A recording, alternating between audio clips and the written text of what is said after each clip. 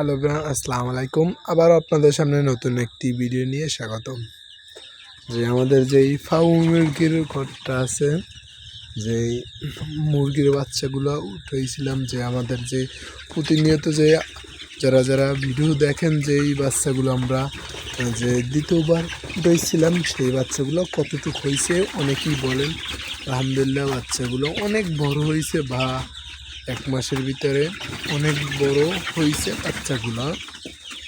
প্রতিদিনই আমরা রাতে একবার হলেও আদার দিই। একবার আদার দিলে দেখা যায় যে মুরগিগুলো অনেক স্বাস্থ্য হয় এবং কি ভালো থাকে। প্রতিদিনই রাতে যদি একবার আদার দেওয়া হয়।